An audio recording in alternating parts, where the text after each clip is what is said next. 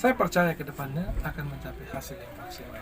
Dan saat ini sudah banyak fakta-fakta yang kita lakukan.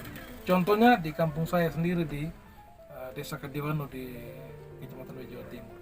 Kita dirikan SMK di situ, udah bilang bagaimana nih SLT membangun sekolah di hutan, di Kembodana, di kampung-kampung.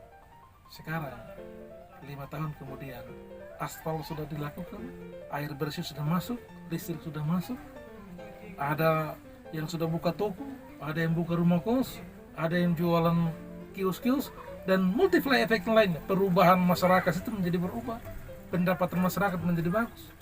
Itulah dampak daripada satu aktivitas memberikan multiply efek yang besar. Bagaimana kalau 72 sekolah 5 tahun, 10 tahun, 15 tahun pasti akan menjadi kota. Jadi kota tidak hanya di Kota Tembolaka, kota akan ada di kampung-kampung, di dusun-dusun, di kampung-kampung akan maju ke depannya. Itu harapan saya. Kalau mau merubah SPD, harus pemerataan akses layanan. Jangan hanya di situ saja. Oke, baik Bapak. Tadi sudah Bapak paparkan, menarik sekali apa yang disampaikan oleh Bapak tadi. Apakah ada niat Bapak ke depan untuk membangun perguruan tinggi, artinya yang lebih banyak lagi, yang sekarang ini masih kurang perguruan tinggi, Pak? Saya sudah sejak 2017 merencanakan untuk membuka perguruan tinggi. Tetapi persoalan utama kita di SPD adalah tenaga pengajar yang linear. Yang kalau S1, S2 yang sama, misalnya buka keperawatan, itu yang sulit kita dapatkan. Karena kalau ASN tidak bisa kita pakai, harus yang murni, yang S2 murni. Itu kelemahan kita. Lalu yang kedua, kalau saya menunggu harus saya membuka sendiri akan terlambat. Tetapi upaya yang kita lakukan adalah tanggal 24 saya akan turunkan tim dari Bali untuk kita akan mensosialisasikan pendirian S1 dan S2 kita akan buka di Tembolaka tahun ini.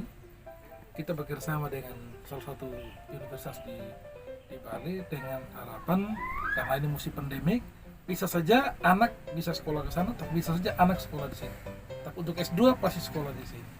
Kita akan laksanakan pada tahun ini untuk mempersiapkan generasi yang handal untuk yang kalau S2 ya penjenjangan. Bisa kita membuka S1 pariwisata sini ya kita harus punya S2. Kita mau buka keperawatan sini harus kita punya S2. Jadi nanti kita ambil beberapa S2 nanti yang kita akan beberapa S1 yang akan lanjut ke S2 dan tahun ini, dan tamatan SMA SMK di lingkup Tutin tahun ini kurang lebih ada 30 sekolah. Dan kita akan turun sosialisasikan, dan termasuk sekolah-sekolah SMA SMK ya negeri dan swasta yang lainnya kita akan ajak turun ke sana untuk sosialisasi. Mereka bisa saja sekolah di sini, mereka bisa sekolah di Bali. Baik Bapak. Terakhir Bapak, kan pertanyaan saya terakhir terkait toleransi yang Bapak lihat di Kabupaten Sumbawa Barat Daya, Pak. Saya lihat toleransi Kabupaten Sumbawa Barat ini toleransinya ya cukup bagus. Kira-kira bagaimana Bapak melihat selama ini toleransi beragama di Kabupaten Sumbawa Barat Daya, Pak? Saya pikir sampai dengan hari ini dia berjalan cukup bagus, tidak ada hal-hal yang terlalu menonjol yang ini. Ya, kalau prinsipnya saya sepanjang itu adalah untuk siapapun dia, saya pikir yang bisa masuk di SPD ini mau dari Kupang, dari Bali, dari Bima, dari Makassar, dari Jawa, dari mana-mana, silakan masuk sini karena ini adalah Republik Indonesia juga, bukan hanya orang SPD. Tetapi yang paling utama adalah yang kita waspada adalah tentang radikalisme, terorisme, dan intoleran. Ini yang kita mesti, ini merupakan musuh negara. Saya pikir ini menjadi musuh negara, musuh umat Islam, umat yang lain, termasuk umat Kristen dan Katolik yang ada di SPD. Nah ini saja yang kita harus waspadai, karena sehingga tidak boleh terjadi sesuatu yang membahayakan bagi keberlangsungan hidup orang SPD, keberlangsungan orang hidup orang NTT. Karena siapapun dia adalah boleh tinggal di sini, seperti orang Sumba tinggal di Jawa, tinggal di Kupang, tinggal di Bali, tinggal di Mataram, Bima, tinggal di Makassar, welcome untuk semuanya. Tetapi yang penting adalah tidak menimbulkan hal-hal yang menimbulkan intoleransi, radikalisme, terorisme. Itu saja yang kita jaga.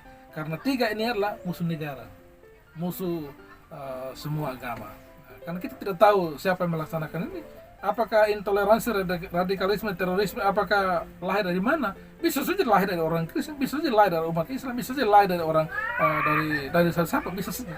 Tetapi yang penting adalah harus menjaga SPD ini, Sumba Tanah Merapu ini kita mesti jaga betul sehingga dia sustainable, tidak boleh dia tiba-tiba dia menjadi mandek. Oke, Bapak. Kami pernah mendengar di media sosial, di media lokal maupun nasional mendengar nama Bapak ini sudah muncul.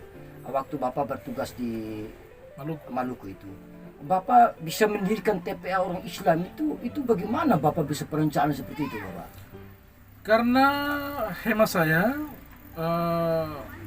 boleh pendeta, tetap saya boleh orang Kristen, tetapi soal hubungan sosial saya pendeta untuk Kristen Protestan, tetapi hubungan sosial tidak boleh dibatasi, karena semua orang selama dia hidup pasti membutuhkan orang lain, ya, dan itulah pikiran saya, itulah yang namanya toleransi ya. Saya di Maluku pernah mendirikan TPA, Taman Pengajian Al-Quran. Saya dirikan itu di sana, yayasan saya bukan yayasan Kristen. Memang saya pendeta, tapi saya bisa mendirikan apa saja. Saya bisa mendirikan sepanjang itu adalah mengedukasi masyarakat, sepanjang itu menanamkan nilai-nilai dan karakter-karakter yang positif bagi anak-anak, bagi masyarakat, mengapa tidak? Sehingga buktinya sekarang sekolah-sekolah saya ada kepala sekolah, ada guru yang Islam, ada yang Protestan, ada yang Katolik, dan sebagainya. Jadi saya bisa mendirikan itu. Di sini juga kalau diperbolehkan misalnya untuk mendirikan sekolah Katolik, saya pernah datang ke Bimas Katolik. Bagaimana cara saya mendirikan SMA Katolik, SMP Katolik? Oh, tidak bisa Pak, itu hanya orang Katolik yang bisa bikin itu. Ya saya berhenti. Kalau bisa saya bikin lagi, tidak ada masalah, karena saya punya yayasan bukan yayasan agama, yayasan saya adalah yayasan nasionalis.